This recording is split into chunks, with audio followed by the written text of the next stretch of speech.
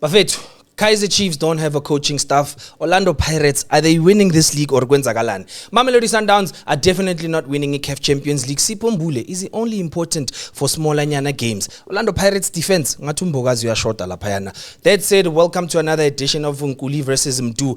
Ngiphethe uNkuli la Nkuli asingene straight. Epakapaka la ithatha le league. Danke bafethu. Siyabonga ukubukela bafethu, ningakhohlwa ukusubscribe and make sure ukuthi yabona siyayibooster viewership ngoba iyo kuphela ishow le ebalekile sokutshela iqiniso. Sipho Mbulika simbonile amagame amakhulu Brian ukuthi akadlali, angazi ukuthi safunani lapha na Orlando Pirates kusho ukuthi uyifinisher uzodlala neCasric Stars noma neTTM ulinde vele ama match wa ku 3rd and 4th division uzodlala lapha na ku Nedbank Cup. As for ileague masibuyela kancane elikini angiboni ukuthi Orlando Pirates ine chance ukuthi win ileague.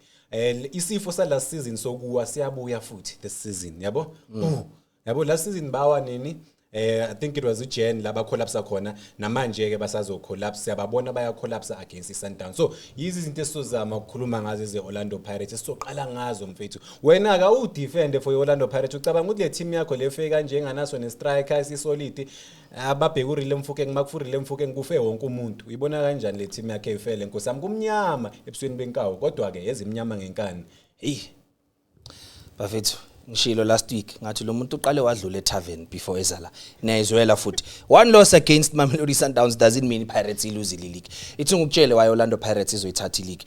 Orlando Pirates has proven this season ukuthi si winner only the important games, and I love amagama ka coach Abdeslam Wad because uthe winning against Mamelodi Sundowns and Kaizer Chiefs doesn't determine the outcome of the league. Mara winning the next 10 games for Orlando Pirates will determine the outcome of the league. It's fine. Orlando Pirates can lose to Sundowns. It can lose to Kaizer Chiefs. Mara every other team is endleleni. So telinduku. Can we say the same about the Chiefs and the Sundowns? Because it seems the Sundowns is serious mayidlala kuphela ne Pirates. The Chiefs is serious kuphela mayidlala ne Pirates. The Sundowns usawushawa manqoba mnqithi. Basawushawa amazulu. Kaizer Chiefs now kuyobhekana neStelis. iStelis yobaphinda. Kevin Hunt ufuna revenge akadlala. Kevin Hunt utelinduku lapha ya. Orlando Pirates only 2 fixtures engisabayo.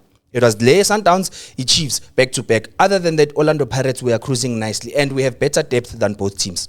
So into engimangaza ngeOrlando Pirates every season njalo isizini mayiqala kuthi Orlando Pirates izoyiwina ileague. Into engithusile maqala isizini bathe bazowina neChampions League ba collapse le Congo angazi noma bababhoma noma bokwenzakala ngoba eCongo kunewo ba collapse kwaphela ngezimnyama ngenkani bafethu bababhomile eCongo and then bawinile koKhalingi bawina basase ku Nedbank bawina iMTN 80 Cup eli useless league recognized na iFIFA but in terms of ileague bazo njengokuthi bazoyiwina into engithanda wonke umuntu weOrlando Pirates njalo for 8 years manje. This team is the best number 2 in the history of South African football. Since the PSL yaqala, do you know 2008 2009 Orlando Pirates yasithola isilver yabo ukuthi ba finishes with number 2. So this thing is engraved kubo phakathi ukuthi yi second best team ku South African football. Akukho la baya khona. Ngeke bayiwine. I number 2 eyabo la position permanent. That is why last week ngikutshelile mfethu ukuthi if khona i-team ezowina ileague ngaphandle kwelo kuzolindwa iKaizer Chiefs ukuthi ikwazi ukuyisusa iSundowns. Laba bePirates baqala ukucollapse manje ngoba babona becollapse manje kuphelile ngabo. Sibazoqala ukutatazela manje. Ngibonile negame yakho uyababona ukuthi man khona into off. Bashisa amabadlala lama team lawo esingawazi nalama players singawazi. Ngeke udlale nama player hola 6000 mfethu every month ushise makuyiwo. Bebasichomela ngeTTM. Manje sobona le game engisho yeCasric Stars uzombona uSipho Mbulu ushama push up ku ready manje. Uzopheka noma uzoshisa. Sombona ukuthi uzohamba kanjani. Ayike indaba yePirates neLeague mfethu number 2 position yabo ngiyabanika lapho. Number 1 uSipho Mbule I1. He has more Bafana caps than the Kaizer Chiefs quite combined okwamanje. He's played for Bafana and represented at the highest level. Ukuhlula lonke iplay elidlalela iChiefs manje. Ngicela ungibizele iplay eli1 eliku Chiefs manje elike ladlala eAfcon alikho. Iplay eli1 elidlala ku Chiefs manje that has played iCAF Champions League angikhulumi ngeConfederations Cup alikho ku Chiefs khona manje. Sipho Mbule is better kept than every Kaizer Chiefs player okwamanje. iKaizer Chiefs were desperate to sign uSipho Mbule. Sipho Mbule decided to go play for a team ewin izinto ezibalekile, not a team edlala izinto useless abawini iMakhufe Cup. iKaizer Chiefs neNedbank Cup abawine last year sibonile ukuthi bawine kanjani. It was questionable how they beat iStelis, kwaba questionable how they beat iSundowns, kwabuya kwaba questionable kwi final how they beat Orlando Pirates. Bahlulekile kumanje ukuyidefender title yabo baphume first round. So uSipho Mbule, yes singa complain sithi uSipho Mbule udlala nabo Casric Stars nabo TTM. uSipho Mbule beka ku AFCON. uSipho Mbule ubuye kodlala nabo ubuye kodlala nabo Mo Salah, ubuye kodlala nabo Mbwemo, ubuye kodlala nama player adlala ku EPL. uSipho Mbule, can we say the same about Kaizer Chiefs players? This is correct. Uvuma 2019 bekhona ku AFCON. So iAFCON into vele Kaizer Chiefs abangasa entertain noku entertain. I4th goalkeeper choice eKaizer Chiefs uvuma ongadlali this season ubuya khona ku AFCON. uSipho Mbule ubuya kule AFCON le disappointed. Uvuma wayidlala kudala umuntu ongasadlali noku Kaizer Chiefs. Yazi why Kaizer Chiefs ingamsayinanga uSipho Mbule? So he was offered to Kaizer Chiefs beyingamfuni. Manje Kaizer Chiefs phela inaye Amstel Arena. So abamsayinanga ngaleyo ndaba leyo. Manje ule ku Carling whatever lama cup competitions wabo. So mina Orlando Pirates iyangichaza ngoba every season iqala vele ngamandla yangithola. Ubone ngathi ine chance yokwina ileague. But ke bayakwazi kuyibamba iumbrella ngoba hlezi kunetha abafowethu. Bazoyibamba iumbrella namanje this season for ama teams abalekile. Ubheka igame against Kaizer Chiefs ngeke bawine oyi2 lama game lawo. Kaizer Chiefs ingabashaya, yabo? Sebashiluze na ku Sundowns. Ama game mfethu mele ushaye i-team ocompete nayo. Zonke lezi zinto ezikhulunywa abantu online abathi akumelanga bashaye Sundowns ukuthi bawine ileague. I-Sundowns ayiluze against ama-team amancane. Shaya iMamelodi Sundowns ukuthi ube nechance ukuthi uwine ileague. Mongayishaya Sundowns ngeke ukwazi ukuyiwina ileague. Futhi ileague ngeke uyiwine ngo-Evidence Makgopa ngiyadla bafethu. Ileague ngeke uyiwine ngoMbuthuma. Yes unayo 7 goals kusamashayisana nawo uyambona kuma good positions kwesinye isikhathi but inhliziyo ye-league bafethu. Phela iOrlando Pirates ijwayele ukuwina ama cup competition la udlala 3 games so ku final so iwinile. Ileague 30 games. Sundowns uLeon bagqema ingozi abafana. Isona esingaka bafethu kuyakhalwa eOrlando. Ngeke uyifune ngenkani ileague. Kumele uthola ama points, ithole grounding. Ungakhulumi ku social media. Bonke abantu abasebenzela kuOrlando Pirates babamba ama media briefing bathi retlo wina Nedbank, retlo wina league, retlo wina Champions League. Makufike grounding ama results awekho. Msho bayakhala nase officeini. Bokhala until May ke labantu abasephelile indaba yabo. Kokuqala abanye bebakhuluma ku social media bathi bona badlala ama cup abalekile leAfrica. Welele kaze basadlala yini lelo cup. We talking about a cup Pirates eke yafika ku final yalo. The only CAF Confederations Cup. We're talking the very same Orlando Pirates ifikile ku semi-final ye CAF Champions League last season. iKaizer Chiefs igcine nini ukudlala iCAF? iKaizer Chiefs igcine nini ukudlala a competition that actually matters? iNedbank bafethu sibonile ukuthi kube nama brown envelope kuze iChiefs iwinile. They were so desperate uqeda i10-year drought. Bobona even abo referee lapha yana ukuthi beba supporta iChiefs. You can't compare iKaizer Chiefs no Orlando Pirates no Mamelodi Sundowns right now. The only team in South African football that can dominate Orlando Pirates is Mamelodi Sundowns kuphela. We can't say the same about the Chiefs. Igcine nini ukudla iPirates eleague ni Chiefs? Aseki cup le ni Europila. Asikhulume ngeleague. Igcine nini Chiefs ukudla iPirates? Igcine nini Chiefs ufinisha within the top 4? Igcine nini ukubakwa ku top 4? iKaizer Chiefs khona manje bafethu the reason it remains a big team it's because it favor ama pensioners. Ogogo nomkhulu masebashonile khohlwa. Ayisase big team iKaizer Chiefs. Iyafana iKaizer Chiefs neANC. Ibambelele kubantu abadala, abantu abakudala ukuthi besikhona ngesikhathi somzabalazo yiba basa support. Ama 2K khona manje bahamba nePirates bahamba neSundowns. Ama 2K bahamba nomfukeng, bahamba nomkwena, bahamba nomshishi. Mangabe uzi 2K ngomdusha abalala bayamangala ukuthi uba yena loyo. Yazi into engimangaza kuyo yonke lento loyishoyo ngiyakuzwa uraise ama points wakhe. Orlando Pirates ine MTN 8 njengoba bengishilo icup eliuseless aliqualify isindawo alisikisi indawo off season cup ine Carling knockout icup la local kuphela. Kaizer Chiefs ama current champions, current defending champ. Well obviously bakwazi ukudefender, bakwazi ukudefender. What a funny guy. It is the biggest cup competition in South Africa. It is the biggest cup competition. Le cup lelimawuwina likuthatha likubeka straight eAfrica. We can't say the same thing about MTN 8 iCarling. Yiwo kuphela ama cup abazowathola this season iOrlando Pirates. Ngaphandle ke mabaloke bathengana nalama draw la badlala nama teams wa ku 3rd division kuphela, ku 2nd division nje kuphela. Badlala neCasric Stars. Yabona manje team abayifuna after Casric Stars bafuna le Mkhambathi FC esingayazi nokuthi yakuphi. Yiwo kama team ke abahamba ngoline ke straight baze bafike ku final nama team esingawazi. But in terms of like ukuwina bayawina iMTN 8 abafowethu bawina neCarling kuphela. Ama cup useless awa recognized yiFIFA. Ama cup abalekile South African football ayi2 kuphela. iNedbank neLeague. iLeague number 1 ewinwa iSundowns 8 years in a row and then ama current champions phela ama champions amasha wekho still namanje ama champions we Nedbank it's Kaizer Chiefs, the biggest team in the history of South African football. Ngaphandle kwale team ya collapse ibhola lase South Africa. Ngiyezwa kuthiwa abanye baqala ibhola lase South Africa omakhelwane, but lo muntu lencabanga ukuthi niyamthemba bafethu Orlando Pirates nithi waqala ibhola noma wala improve no wajona ngo1980 kuthiwa futhi naye wabanjiswa nkosami wangena as admin, the next thing say I own team. Iranwa kanjani le team? Yabona ku debate ibhola ne2K yizo zona lezi. Number 1, lona le cup leli kuthiwa libalekile iNedbank Cup. Orlando Pirates didn't need to win it desperately because automatically bese ba qualify for CAF Champions League. So they didn't even need to play that final. Le cup ibaleke ku Pirates kuphela if Pirates will finish outside the top 4. But because the Pirates is always top 2 Nedbank Cup ayibalekanga. By the way, points of correction before nithatha Orlando Pirates are back-to-back champions zayo le Nedbank Cup and it's looking likely this season bazoyithatha. Nibanjisiwe iNedbank Cup sathi zwana nani ukuthi kunjani ukwini cup elibalekile ngoba kade nagcina ukwini cup elibalekile. Le MTN 8 engabalekanga anikaze nayidlala.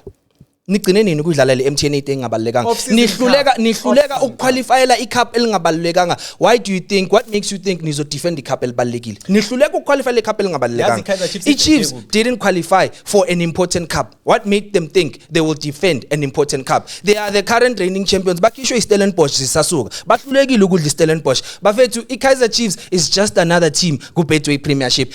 Yazi inkinga kuphi? Sonke sibambelele ekutheni big team like iANC. iKaizer Chiefs kuziwine Premier League kuyofuneka ku PSL kube ne PSL government of unity. Kuyomela wonke ama team ahlangane bathi asipeni iKaizer Chiefs League. Khohlwani League. Yazi inkinga la ukuthi whether finisher is number 3 or number 9 or number 2 kuyafana winanga iBetway Premiership. Laba bayigijimisa every season. Cabanga ugijimisa inyama njalo kodwa ukazi uyidle. So for 10 years straight or for 8 years lokhu uyagijima wena usemuva umsila weMamelodi Sundowns. Kubhlungu siyafana sonke leagueini. Whether ku number 2 ku number 14 ku number bani sonke siku Betway Premiership. So lento le Orlando Pirates kuba the best losers in the country ayisebenzi bafuthu. Indaba yeleague siyazi ukuthi ngeke bayithole, abana chance ukuthi bayithole.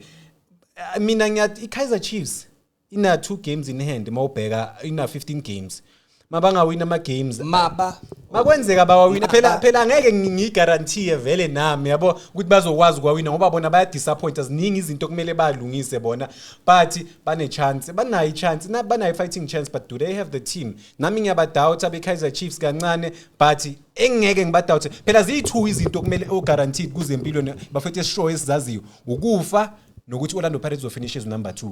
Lezo zi guaranteed. Awu bafethu Makhosi for life. Kaze kufila kanjani ukuzwa ukuthi umlandeli wenu omkhulu uthi uyadoubta ukuthi lama game akuthiwa landelayo nizowawina. iKaizer Chiefs ithenga ukulungise ke nkabi yami. iKaizer Chiefs kuyoba inhlanhla maye ngafinisha ku top 3. It will be luck maye ngafinisha ku top 3. The next coming fixtures the Kaizer Chiefs, Orlando Pirates ne Stellenbosch. Ama team ayi2 ayichamelayo iKaizer Chiefs lawo. iOrlando Pirates mayifuna ibhakede lokurelease ichama, iKaizer Chiefs ivula umlomo, Pirates ichame. Ayikho indaba yeKaizer Chiefs. iKaizer Chiefs cannot compete noOrlando Pirates. Sikhuluma pound for pound. Kaizer Chiefs can't take on Orlando Pirates. The last match edlalilwe la esiyidlalile which is Orlando Pirates and Kaizer Chiefs obani abawina. iKaizer Chiefs because that game wasn't important for Orlando Pirates. Orlando Pirates didn't need to win that cup. Angithi maswina le cup siyahamba siya ku Confed Cup. Orlando Pirates had already qualified for a CAF Champions League. Nedbank Cup wasn't important for Orlando Pirates. Kumanje Orlando Pirates doesn't need to win a Nedbank Cup. Okay, yabo othinga intsheleni bafethu. For the past 2 seasons Orlando Pirates yawina ama cup or even last season, you know iKaizer Chiefs currently ba successful than Orlando Pirates. Why? Because of bawini cup elibalekile which is Nedbank Cup. You ngawina ama MTN 8 ama cup angekho na kuma history book, but icup elimportant njengoba bengishilo Nedbank Cup as ama current reigning defending champions esohlu onkosi yami. Kodwa ke phela bakalwini kwazibani ukuthi nefinal ngeke idlalo ngoba yalazi ibhola ukuthi likanjani. Kaizer Chiefs isase lapho as the best team in South Africa kuma cup competitions. Ningizwe kahle, currently the best team.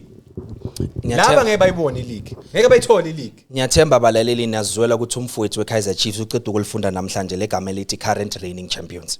Ufundela ngoba ever since akhuluma ngeChiefs, ever since akhuluma ngeChiefs namhlanje the only thing aloku ayisho athi current reigning champions. How are they the current reigning champions bangekho kule competition? What are they defending? What are they defending? Nedbank Cup currently doesn't have a champion because the defending champions are out. In Nedbank Cup okwamanje ayina champion. And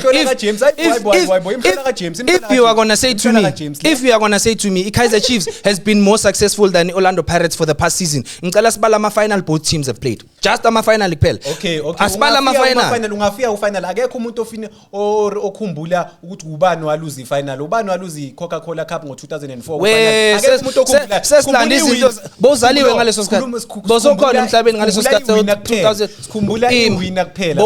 Okay, zonke lezo zinto lezi azinandaba. Sikhumbula iwina kuphela. Right now Nedbank Cup doesn't have a winner because the current defending champions are out. The Orlando Pirates were the defending champions last season. They made it all the way to the final even though they didn't need to. They didn't need to. Kaizer Chiefs, if Kaizer Chiefs are out, go Nedbank Cup. Kaizer Chiefs are definitely not top 2. Ani Africa next season. Ani Africa next season in Uibega. So and on top of the Africa, ani Nago World Cup. Okay. Ani Nago World Cup. No Kaizer Chiefs players going to the World Cup. Aguna team. Top 4. Angeke iqede ku top 4. Top 4 is the dream. Top 3 or top 2. Top 4 is a dream. Umvile ucoach ukuthi utheni usethi. Top 4 is a dream. Ngizokhipha iskipper man.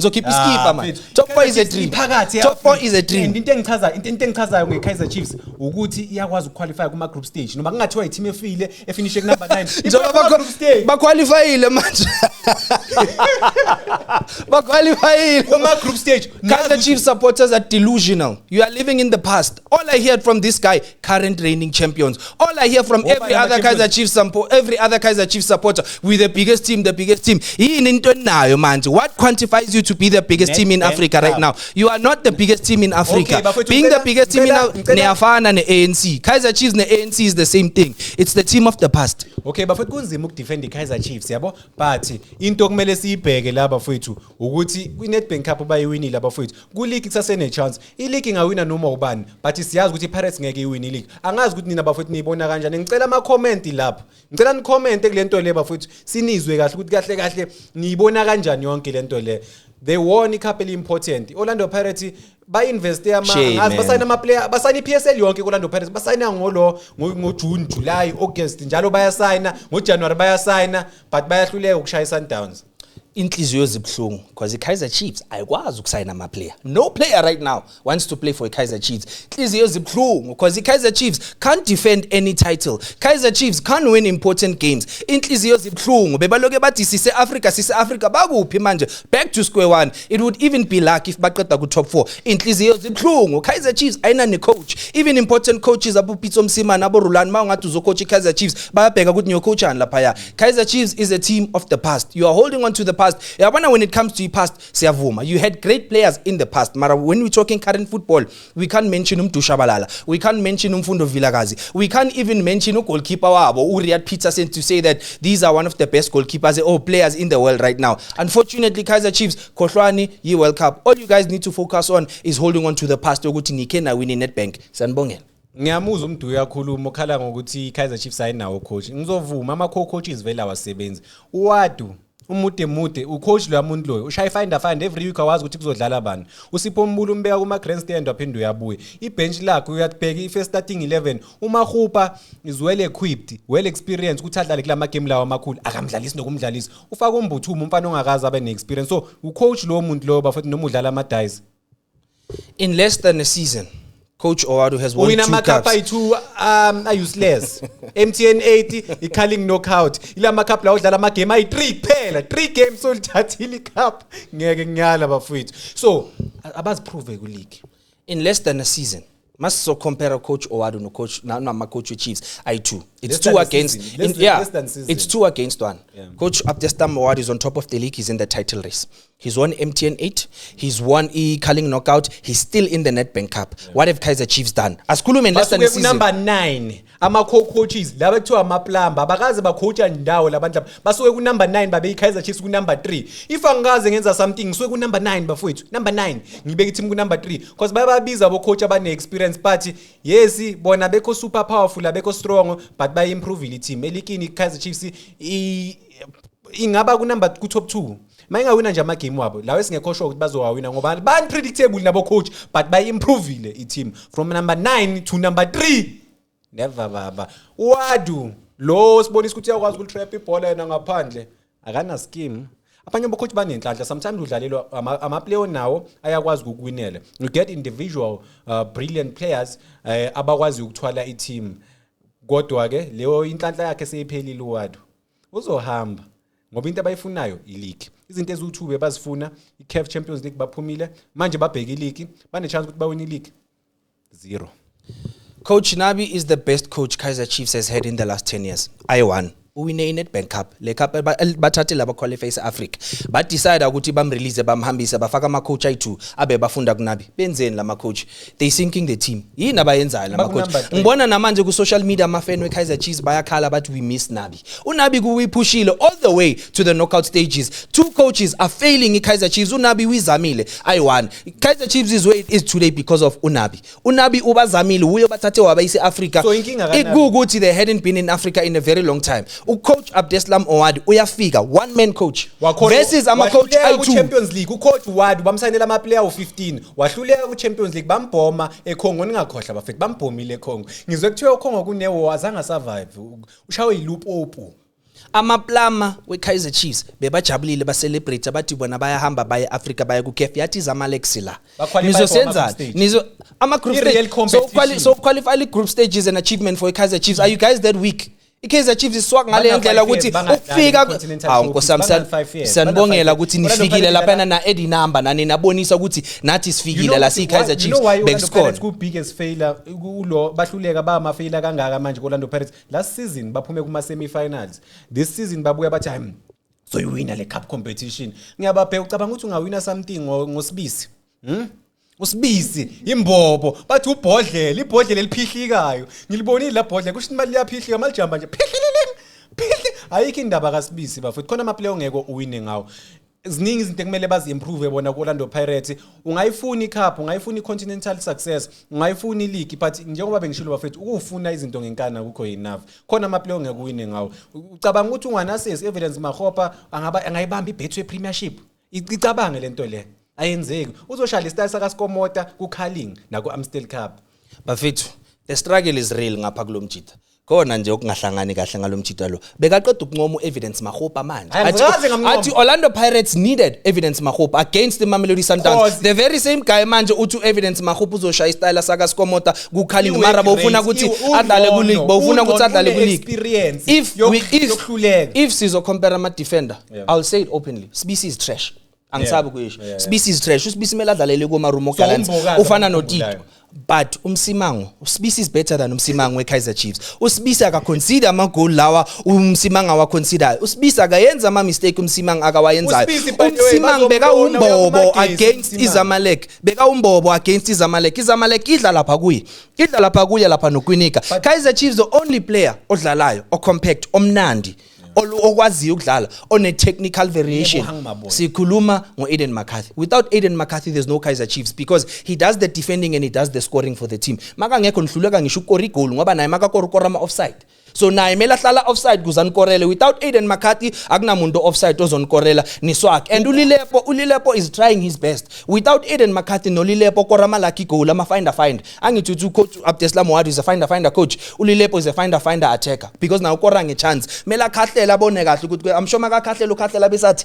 athi ipibu naminye kuthi liyangena leli nhlanhla lelo lingene Msimango and Sibisi are the same thing Maru Sibisi is better than uMsimango uSibisi there's a very high chance ukuthi adlisa kanjalo ya ku World Cup uMsimango yapi akadlali Nedbank naseligini somshaya ischeme manje ngoba bayabuya uMakhathi uMsimango ubuya ku long term injury I think noma ngimbona ukuthi uDodo weplayer but singamxolela ayikho ngokusi yami into ama coach abangayenza yena isaka uMsimango but ubuya ku long term injury and beba suspended abantu aba different but asibuyele kule team lena bafethu i-team yamaqanda FC bawina lapha na elo eSoweto kuphela Orlando ngoba bagubhela izinto zabo phansi le but mabadlala kwenye ivenue efana neFNB nkosami bebathela abo Fanta Orange lapha yabaphikisa into ngathi izinto zabo shayezo bonake manje this time around izinto zaba sisebenzanga lo baba lo nomkhabo ongaka nkosi yamuhlulekile ama goal kusho ukuthi wafaka endaweni errong ngoba uLeon ukwazile ukuyidestroy Orlando Pirates wabonisa ukuthi sonke lesikhathi lesi labantu laba iscam yabona masikhuluma ngefraud ezemnyama ngenkani kumnyama ebusini wenkaba bafethu ngeke bayithole. The only person that was exposed is Olosbisi.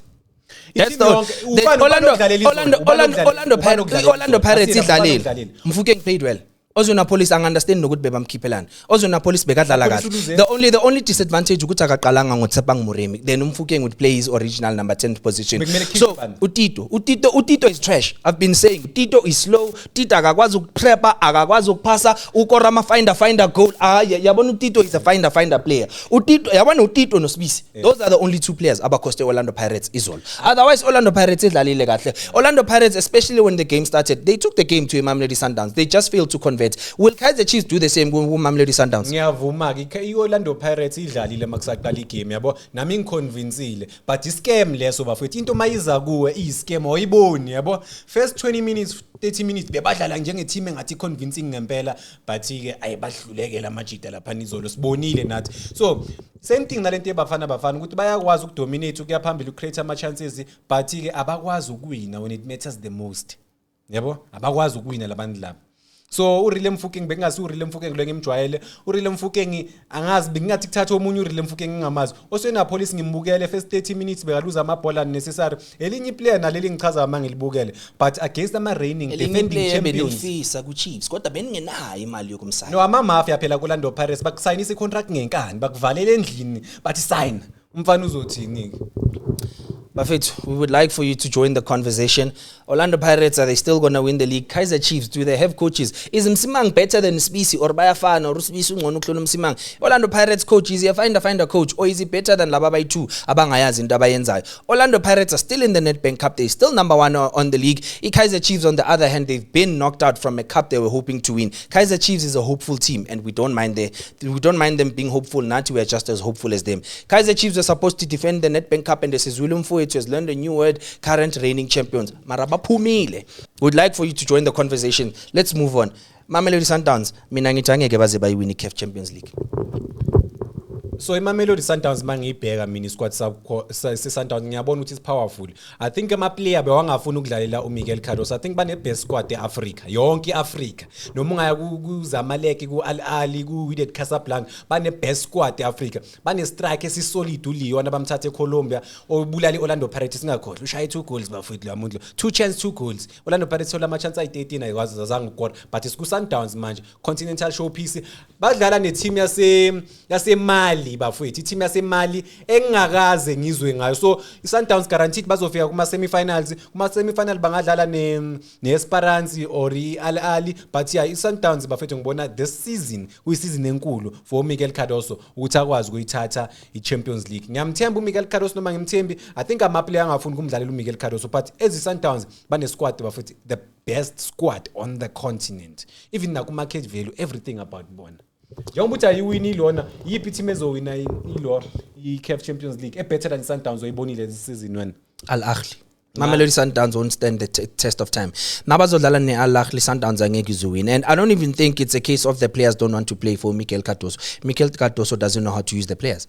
Orlando Pirates itself iba exposile. Yes, Mamelodi Sundowns iwinile, they dominated the game. Mari Sundowns esiyaziyo beyisha 4 lapha ya. Sundowns esiyaziyo beyisha 5. For the fact that at some point in the game there was a point in Mamelodi Sundowns were under pressure to defend against the Orlando Pirates. Orlando Pirates is not playing good tempo le Mamelodi Sundowns is playing ngayo ku-CAF. So I don't think Mamelodi Sundowns are gonna go far ngalo coach lo Mikel Cardoso. Izolo kahle bekumele adliwe so that Sundowns izomrelease and sign someone okwazi ukuza lama player la. Angeke ushaya Orlando Pirates 2-1 mfethu nama player ngaka. Uphetha bomshishu uphetha bobani udla Orlando Pirates 2-1. Phela leya game was almost a draw. If leya foul leyana yakandamani was uref wayipe Orlando Pirates penalty kube sikhuluma a different story 2-2 game. It means Mamelodi Sundowns are not the Sundowns that we know. Mamelodi Sundowns last season were better than they were kule season. Mamelodi Sundowns at this time of the season last season besene gap against Orlando Pirates.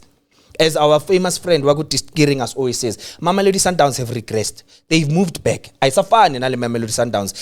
They almost didn't make it to the knockout phases, the CAF Champions League. Bebemsabo Rulani, bamshayile yebo, kodwa bekusele kanje ukuthi bangangeni. Bangene ngombobo wena late. Ifana ne-Chiefs esikhathi win i-Nedbank Cup last season. So Mamelodi Sundowns, I don't think bazoyiwina i-CAF Champions League. So iMamelodi Sundowns mina uyangimangaza mawuthi iMamelodi Sundowns ayisafani. Yes, obviously performance yabo ayifani but good defense ba improveile. uMiguel Cardoso uyakwazi ukuya phambili bashaya igoli but inkinga yakhe enkulu uMiguel Cardoso ufuna ukudefenda ileague and ilead yakhe and uyidefenda kahle kakhulu. Uyakwazi uorganize idefense. Khona igame abake bayidlala against iSteelers bayiwina ngathi ngo 1-0 so uyabona ukuthi badlala ibhola elibi but into important for Miguel Cardoso I think mina ukuthola ama results. Yes nami for mina Miguel Cardoso akusu good coach but better than Wadu nabanye coaching ngibabale lana bafethu. But yeah I think iSundowns obviously nama players are good ama quality players. Imagine the Sundowns ekuthiwa ayikho right. Worse than last season.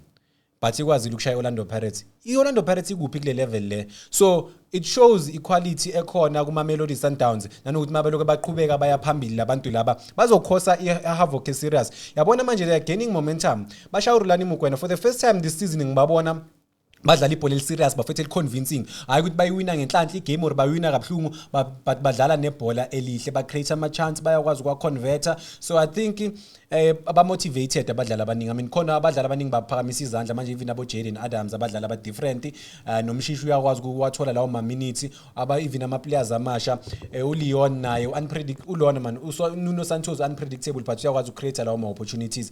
I don't think yabona ngiyawabukela wonke lama teams lawo wase Africa. I don't think pound to pound bangay match iSundowns but uMiguel Cardoso if yena ngastop ukuba too defensive if uthola one goal maybe akwazi ukuba ne structure se different maybe anga surprise abantu abaningi but sobona ukuthi izinto zobahambela kanjani abafana base Clorcop but yeah baningi abantu abakwazi ukuyithwala iMamelodi Sundowns whether bangathola uthwalwa maybe ulo Nuno Santos uLeon but ama players are different uMudiba uyakwazi ukuassista khona bangakwazi ukuassista ngengibasho kumnyama but ke yabo so bona ukuthi Sundowns izodlala kanjani but I think mina bane chance enkulu bafethu ukuthi bayiwin eCAF Champions League yiyo kuphela into abayifunayo. Sundowns yes league mabangaluzi league bawin iCAF ilo league yabo isizini yabo success yabo. So into I agree. So Mara Cardoso uzokwazi ukusurvive if uzowin iChampions League. iMamelodi Sundowns esiyaziyo number 1 would never play a draw ne St Eloi Lupopo. Sundowns esiyaziyo bengeke draw ne Lupopo. Sundowns esiyaziyo beyipunisher beyiyenzela umriviti iSt Eloi Lupopo. If we are saying uMiguel Cardoso is very good ngok defender sibone Orlando Pirates ibhoboza leya defense a weak Orlando Pirates were not themselves izolo sharp bebathukile the pressure of playing against Mamelodi Sundowns mari Orlando Pirates beyibhoboza leya defense Orlando Mamelodi Sundowns uGrant Kekana noNdamani kunalabe ba confused khona baze basindiswa uRonwen Williams. If we bheke kahle le game there's a moment uWilliams azabathethisa ukuthi bafethu kwenzakalana ipresident ifiki imanithi baze bemkhahlela Khulumani Ndamani was very clumsy izolo so much that kunalaza khahlela uTito Maswanganye. Is that the team ezoba solid kwi defense makumele idlale neAl Ahly edlala idlala iAl Ahly ayidlali so idlala so ama aerial balls iMamelodi Sundowns idlala so bafuna ukulibamba bese bayaya iAl Ahly iyaya iAl Ahly is like lesasikhathi Bayern Munich idlala neKaizer idlala Kaizer Chiefs cishe nganibusisa yo cishe nganibusisa cabanga iChiefs neBayern Munich iBayern Munich lesikhathi idlala neBarcelona bazodla iBarcelona 7-1 ku aggregate iBarcelona beyidominate iposition beboloke benza lento yabo building from the back iBayern Munich mayithola beyenzani Wayne Robben no Frank Ribery bebadasambe madoda thina siyakubo basha amagoli babuye. So that's how iAl Ahly plays and ukhumbule lama team lawa up north lezi zase Egypt if a win iCAF bona bayaqosha meaning if Miguel Cardoso was the coach eAl Ahly last season and njobi iAl Ahly ngawinanga ilokhonja iCAF bekahamba ubonile uRivero bamenzeni uRivero hambe nabo wako Club World Cup babona lapho but la ngesithula next hamba ndoda. So abana sineke because they are used to winning e-league and abafuna iCAF. iMamelodi Sundowns they busy holding on to a coach obafeyelayo. Miguel Cardoso is getting ama results 2-1 against Orlando Pirates is not a result for Sundowns. You understand? Playing a 1-1 draw in Orlando Pirates is not a result for Mamelodi Sundowns. It's a fail. If anything, amafene Orlando Pirates right now mele bajabule ukuthi thina sijabulile bashaya 2-1. iSundowns thina sazi ikora 4 ikora 5. iMamelodi Sundowns on a random day against iMagesi ayishaya 6. And Mamelodi Sundowns beyinokuyishaya Orlando Pirates ngama 6-0 wadwa. But if Mamelodi Sundowns right now the best result they can get against Orlando Pirates is 2-1, it means Mamelodi Sundowns is struggling. Mamelodi Sundowns can even play a goalless draw ne Kaizer Chiefs at this point unless Aiden McCarthy offside abakoreli Chiefs. But other than that Mamelodi Sundowns is washed. Mamelodi Sundowns iphelile uyazibonela now they almost phela. Are you aware ukuthi if Sundowns didn't make it through to let's say uRulanbek abadlile there's a chance they might finish number 3 league because the Chiefs in a game in hand. Chiefs wins both games Pirates ithatha league Sundowns ayiko CAF yako Confed Cup. so they under pressure I think labantu into labo. ekumele i-biggest problem yethu inkinga of the problem la ukuthi sisebenzisa if kakhulu izinto sosijudge isizini maseyiphelile yabo. So uMiguel Cardoso, I think for me, okay, is not a good coach. Mawubheka i-defense ye-Sundowns ayikho powerful. UGrant Kekana unama mistake amaningi. Mangimbheka mina uGrant Kekana unama mistake amaningi. Amaro ngcono kunoSpisi nomsimanga. Well, Mela World Cup uGrant Kekana. uGrant Kekana balose iCAF Champions League ngaye last season. Waphasa istriker se-Pyramids. So ama mistake wakho uyawabona maningi. Umuntu oguaranteed ukuthi uzowenza ama mistake njalo every game. Akulama game amakhulu uzowenza. iOrlando Pirates bekumele ibapunishe lapha. Uassist uHotho lo muntu lo. So kumele ba make sure ukuthi bayamsacrifice uGrant Kekana. Ngcono balethe umfana weDDC team ke if kwenza umfana omncane bakwazi ukuthi ayisomxolela lo. uGrant Kekana sokunesikhathi adlala kuSundowns. That is why mawubheka i-defense bafuna namanye ama-defenders. I saw this thing bengicabanga ukuthi bazosayina uNdaba cause agent yakhe ke mention iSundowns kancane ithi negotiate nama teams are different but ke now nguStelis la kumele aziprove khona but ngicabanga ukuthi mabangalungisa i-defense yabo ukuthi ingabi shake on the continental showpiece. You cannot afford ukuthi ube nama mistake lapha emuva bazokuphanisha uGrant Kekana and uzo expose umfana omncane lapha uNdamane kubonakala ngathi uNdamane une problem kanti no akanayo problem uNdamane just that uthole umuntu vele o guaranteed ukuthi uzodlala noma engaperform kakhulu but siyazi ukuthi badila ngama injuries are different ku Sundowns but still a weak Sundowns if iyakwazi ukushaya lesi iOrlando Pirates i-team motivated kakhulu ebholeni la South Africa i-team beyizocompete ku continental showpiece nge-depth ne-squad enaso. I think Sundowns they stand a good chance of competing for a CAF Champions League. I mean kusela ama game ayi3 mfethu. Cabanga i-quarter final Champions League siyazi ukuthi ama first leg and second leg but kusele 3 games. It's just the quarter finals, semi-finals, i-final. Ungahluleka ukhendlela just 3 games.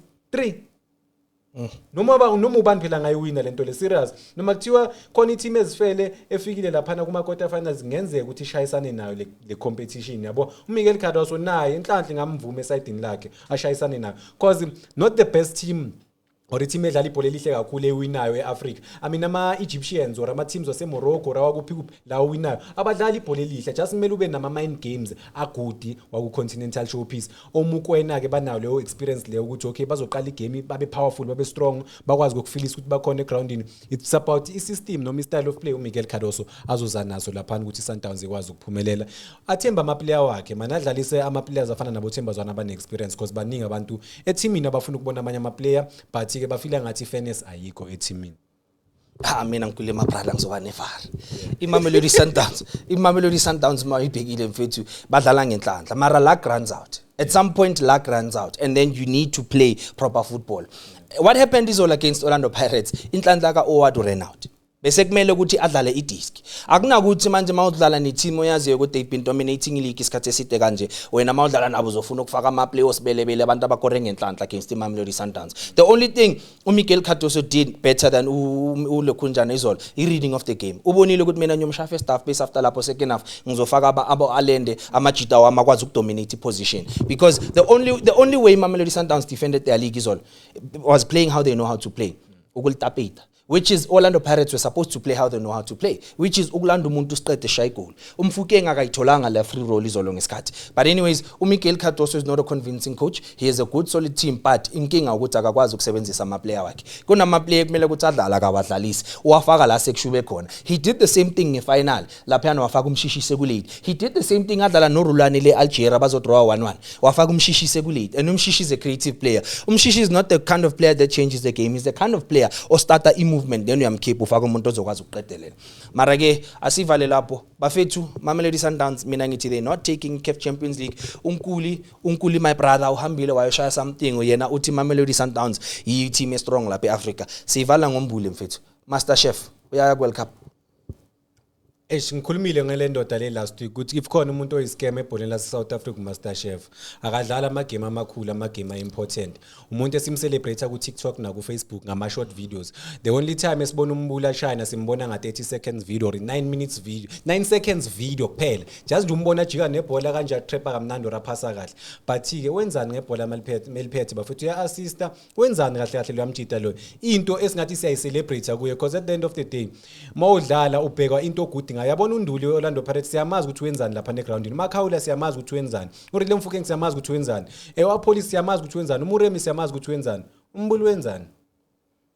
bamfakile nje Orlando Pirates imdlalisa ngoba bafuna ukuthi bamselect for iWorld Cup bazomnika lama few minutes ngoba Hugo Bros yamthanda ukuthi bathole le mali yeWorld Cup angithi kunama millions bafethu atholakalayo ama teams azothola ama millions if ama players wakhe selected for iWorld Cup but umbuli akayi World Cup umuntu ekumele bafethu sim campaign ele serious Siyanda Ndlovu umuntu waku Golden Arrows this guy is currently the best player ku South African football kodwa Hugo Bros ngoba ubukela ama match weSundowns neOrlando Pirates kuphela akamselect umfana but umfana ugudi kakhulu ngeke uselect umbuli bafethu kunama players agudi kanje khona ama player okungamelanga waselect and obviously lento le KF izokwenza ukuthi Hugo Bros acabange kahle ukuthi uzoselect ama player kanjani manje aselect ama player ngokweqiniso hayi ngokufavor phela Hugo Bros no coach Orlando Pirates bayahlala bakhulume baku meeting bathi yazini ngizointroduce uSibanibani ngizomdlalisa 2 games mbize kubafana kwasho yena Hugo Bros ukuthi banaba meeting iKaizer Chiefs kuphela iteam anganawo ama meeting nayo so iSundowns ama coach weSundowns cabanga uMiguel Cardoso udodwe coach by the way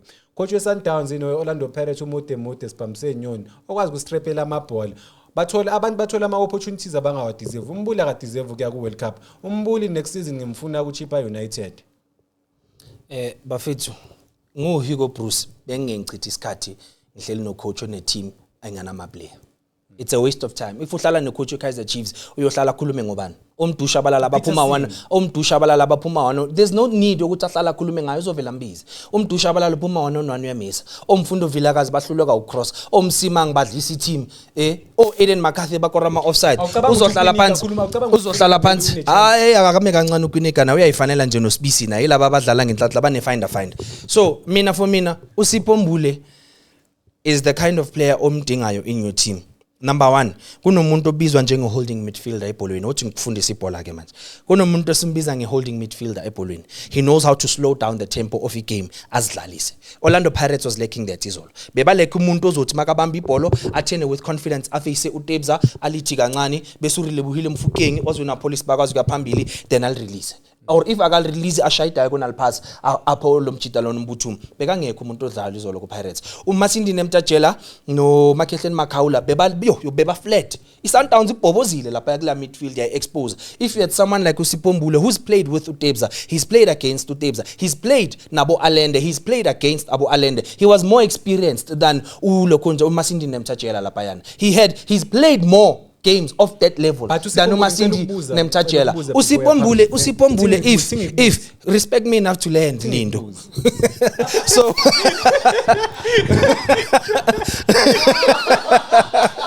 so manje uSipho Mbule if uSipho Mbule udlalile izolo bozoyibona contribution yakhe I think the only issue was that uSipho Mbule has been played out of position but I like how Owadu is slowly introducing him to that number 8 position which is the original position yakhe uyabona uSipho Mbule no Thembazwane kunama similarities amaningi because uThembazwane uyile player lokuthi masloke sithi siyabalanda uThembazwane uyalibamba athene azidlaleni chance let's keep the ball kithi the more we play the more we allow ama attackers wethu ukuthi babe ne space the more sidonsa idefense alaba yakuthi ize phambili and into engithandayo uMiguel Cardoso udlala ngeoffside trap but South Africa doesn't have good referees so if udlala offside trap eSouth Africa usenkingeni ngoba once umunye ayishayi pass yadlula lapha ya ureferee angayibona igoal uzosala ukukhuluma ku social media ukuthi offside we've seen it ngoAden McCarthy so you can't play offside trap eSouth Africa for mina uSipho Mbule stands a chance yokuya ku World Cup lokho angatholi game timing because of how he knows how to hold the ball and control the tempo of game sometimes there's no need ukuthi siloke siya phambili if siyabona ukuthi bafethu kushubile asiphozeni asilidlaleni exactly what Umbokazi does Umbokazi makabona ukuthi ama attacker wenza nix wenzani uthatha ibhola aphushe uyofuna abantu aphakamisa ikhanda athi bamba Maghupa aphakamisa ikhanda athi bamba Mfukeng because midfield is not doing what they need to do for mina uSipho Mbule mangimbukela ikho ayiniki Orlando Pirates angaze ngibona uSipho Mbule abamba ibhola shaya ipass la ngempela liswitch alibeke esayidini ushaya ama short passes la ufuna abamphelezela abantu ombatha kumele babe la eceleni kwakhe uthi akushayele le pass leli that's the main reason angadlala ucoach Wadu wathi akawafunda ama short passes uSipho Mbule yesu ngene eOrlando Pirates la seyiwina khona bayamfaka nje I think benzela social media na ku Orlando Pirates akusu umuntu ongabudlalela Orlando Pirates lo ngibone bathi ba activate bafuna ukuactivate iclause yakhe ukuthi bamsayinise bamrenew basayinise irenewal le 2 deal still babheke lento lokuthi maybe bangaya ku World Cup bakwazi ukumthengisa maybe ngemali but akusiplayer igood uSipho Mbule uyalazi ngokulidlala einyaweni imali kuyibhola midfielder kanjani holding midfielder kanjani midfielder uthe bamdlalisa out of position iplayer number 1 my professional footballer kumele ube versatile ngeke ngenze example ngoThapelo Moreno odlalela iMamelodi Sundowns uba nawo goalkeeper uba ku goalkeeping department if u goalkeeper bayashort ukwazi ukudlala i right back ukwazi ukudlala i striker ukwazi ukudlala i midfielder udlala everywhere so if so treater awusipho Mbuli njengeingane bafowethu abantu abana 20 something years bedlala ibhola bakhulela na kuma academies sithi abamdlalisa out of position udlala eswini mfethu whether number 10 number 8 or bafuna ukudlalisa number 6 kumele ukwazi ukuba versatile moyi player angeke siloke simprotect sithi bamdlalisa out of position urile Mfukeng umdlalisa ku wing uyakwazi ukuperform umdlalisa ezi number 10 uyakwazi ukuperform umdlalisa kuphi uyakwazi ukuperform oswena police same thing umdlalisa kuphi uyakwazi ukuperforma uyakunika lo nto leyo so if so protect uSipho Mbuli if khona umuntu ongadeserve yabona uSipho Mbuli kumele bangamcabangi nokumcabanga manje ke squadini baba select abantu ababaselectayo but if khona umuntu ongadeserve kuya ku World Cup uSipho Mbuli bafethu mina ngithi as campaign we have to campaign for umdlali ekuthiwa uNdlovu iscam uSipho Mbuli so yalazi FC so if City player mele libe versatile if you play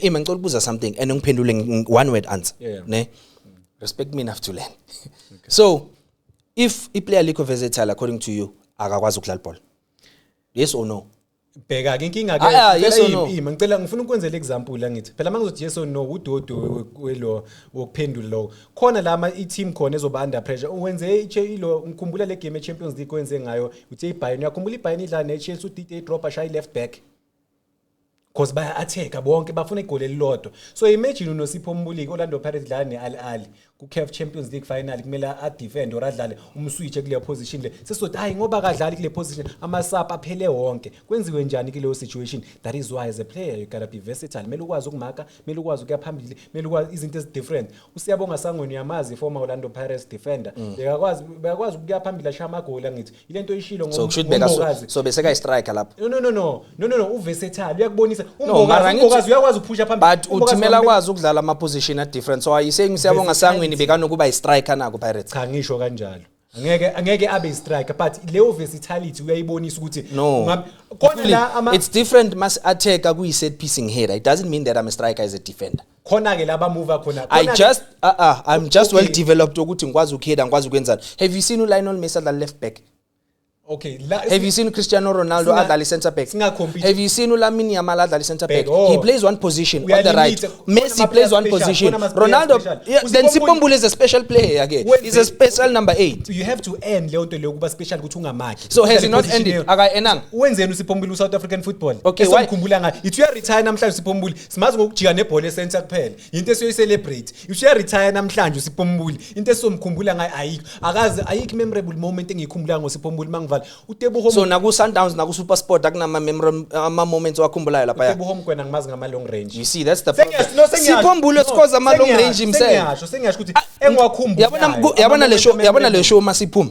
my editor will pull up a clip yaka Sipho Mbuli ashaya long range adlalela Sundowns sizoyiphula up manje he scored ama long range what has Tebo Mkwena done that Sipho Mbuli hasn't done yina yenzile uSipho Mbuli angakayenzi ngicela sivale kumele sivale bafethu angeke sicompare uSipho Mbuli noMukwena why singaba compare akusama midfield ama midfield so why singaba compare but ama contribution wabo have you seen Tebo Mkwena play right wing Tebo Mkwena uyamaka uyatracka back mara ungiphenduli have you seen uyakwazi kuwakhavela but you need to wenzani yabona nifaila kanje esikoleni bakubuza ukuthi what is red when ufuna ukuthi red is there red icolor mina ngithi have you seen Tebo Mkwena play wing yes when right Tebo Mkwena dal right no ngithe right wing not right back right wing udlale nini right wing nokumbona kuma moments ku right wing agijima nebhola kona ndo bamthinte back ubonile la face leyo Tebo Mkwena have you ever seen Tebo Mkwena play right wing ngeke abe traditionally kule position but uyakwazi ukuthola kule position there's a difference between a team my attacker then we all push up bese ibhola malibuya nyaheda nyashaya you can't tell me loyo muntu loyo uhambe wayo udlala as a striker that's why ngikubuzile are you saying usiyabonga Sangweni udlala so Eden McCarthy lapha ku Chiefs unokuba i striker mas because uyo ko right so Eden McCarthy unokuba i striker lapha ku Chiefs i player ukuthi noma team under pressure or team kuyidinga igoal bonke bayakwazi ukuphusha akhohlwe ukudefender ubheke iSundowns ukuthi yenzani mayisidinga igoli kakhulu ne babeke banokubeka or kuma khona babeke ukukhulisa umuntu awe emuva bambeke yedwa then baphusha abantu abaningi because sebadinga igoli serious so i player olidingayo ukuthi okay can Sundowns attack ne bese babeka ukulisa umdawu ayi1 le phambili. Can they do that? They can leave him a mover because he's a defender. But he's a defender. Uzohlala emuva because into ayaziyo ukudefend. Usipho Mbule is better playing as a number 8, feeding on number 10 ne striker. Siyazibonela. uTebogo Mokoena, has he ever played as a striker? uTebogo Mokoena. Njoba sithi angithi sithi ama player mele abe versatile. uTebogo Mokoena uya striker na. uSipho Mbule na uyakora. Ukorila against TTM goal is a goal. Maroksala the past how many seasons? Goal. uTebogo Mokoena unamagoal engakhi this season. Maningi kakhulu amagoal. Ngicela abalo ungangitsheli. You see mouth maningi that's not factual because now we ushayi guesswork manje. Mina mangakutshela ukuthi he has less than 3 goals manje I'd be telling you a fact. uTebogo Mokoena. I'd be telling you a fact mangithi he has less than 3 goals. uSipho Mbule himself has less than 3 goals. Ama-stats abayafana. And uSipho Mbule is better. Sipho Mbule is better because he gets less game time. uTebogo Mokoena udlala 90 minutes. Sipho Mbule ungena ngama second half makaqalile bayamkhiphi he has 1 goal. This one has less than 3 goals. That's why Usipho no he's not playing better. Akadlali team nabamthembi. Bayamthemba lomunye. uSipho Mbule Orlando Pirates abamthembi. Okay, what has UTebogo Mokoena offered Mamelodi Sundowns this season? What has he offered this season for Mamelodi Sundowns? Ubuzi question right. iSundowns iyaleka lapha nemuva ne kakhulu futhi but uTebogo Mokoena uyakwazi ukutracker back akhave leso space. Ukayingakho uTebogo Mokoena bafethu umbona lapha neboxini ablock amabhola esigcineni kaningi kuSundowns. So he's offered it defense. That's all he's offered. No, uyayena phambili. No, mara umbeka wena nge-defense. Can I tell you what Sipho Mbule has offered? If ibhola uyalibheka. Sipho Mbule is involved emagoli amaningi la makangena. iPirates mayinkola. I-build up isuka kuMbule. I-build up isuka kuMbule. Okay, khona lento le abathi secondary assist manje i-new term. uSipho Mbule ayingakho khona la involved khona. Mawuthi makuyiwa kumagoli. Emfethu yazi senzeni ne ngoba awufuni ukuphendula imibuzo yami. Mangikubuza imibuzo yami ngokushiyulenga again ngicela ukubuzisa sivale la. Yes, UTebogo Mokoena has mamela ithi ngiqede. Respect me enough to learn Lindo. uTebogo Mokoena ne has more game time than uSipho Mbule, agreed. uTebogo Mokoena is a hard worker more than uSipho Mbule, agreed. But Sipho Mbule is better than UTebogo Mokoena on the ball. The only thing UTebogo Mokoena has ahead of uSipho Mbule is off the ball because uyakwazi ukucontribute to defense. That's why uSipho Mbule is an attacking midfielder. He doesn't have to defend. He doesn't have to worry about what's happening behind him. Mupi Bola a supply. Messi is not a defender. He doesn't have to worry about defense. Erling Haaland is striker. He doesn't have to worry about what's happening emuva. Emuva. Mara ngithi sikhuluma ngoMbule noMokoena. Yeah, but kuPirates wonke umuntu uyadefend. That's why uMbule ubani omunye okay ubani kuPirates wonke umuntu uyadefend. Ulento uSepang Moremi sike sambona shaya tackle lemuva. Asave. Utracker back umbheke ukuthi ubuya kuphi. Umbheke. Covering back and defending are two different things. Covering back and defending are two different things. Ukwambona ozwena police ashaya tackle awini ball emuva. Lama terms okay yabo inkinga la ama terms la esikhuluma ngawo. Mawulalela icoach yeOrlando Pirates mayikhuluma uthi yena akafuna abantu abangasiya. Mina ngizokufundisa i-tactical variation. Bheka tactical. Ngizokufundisa ama game of consequence. Bheka singakhuluma ngazo zonke lezo zinto but azikho important to be fair because no they are important because it's football now. Yes, but ukudefender ukutracker ukassist team must cover there's good listen Nkuli. Covering back means marking space. Ngivalile nje ukuthi Sundowns mayiza lalela listen ngivalile ukuthi Sundowns mayiza bangadluli. Then there's Usbisi who is a defender. His sole job is to intercept. Mela intercept, mela faka inyawo thatha ibhola. I'm asking you, uthi wonke umuntu ku Pirates ya defender. Have you seen? I've seen Urlep. Ngikubuza ngoTsepang Moremi noApolisa siyeke uMfukeng. Angithi uMfukeng is a special player. Phela uMfukeng can do no wrong emehlweni ama South African. He's a special player. Asimiyeke uMfukeng ubaleke ngaleyo ndlela. Tsepang Moremi Ozwe naPolice. Have you seen Ozwe naPolice eboxing ashaya tackle win ibhola? Have you ever seen him do that? No, but you've seen him cover back. Yes. Kunomehluko. Sonke mamela, sonke if you've played football, nohal. Sometimes as izinto you don't even need a coaching license to know. If you've played football, you know from develop whether udlale elokishini ebhuqwini, you know ukuthi after attack mele sibuye. After attack siyabuyelana. We coming back to cover space. I wonke umuntu uba man to man. Omunye is a wing uyabuya azosiza wena my left back ukuthi ngimela.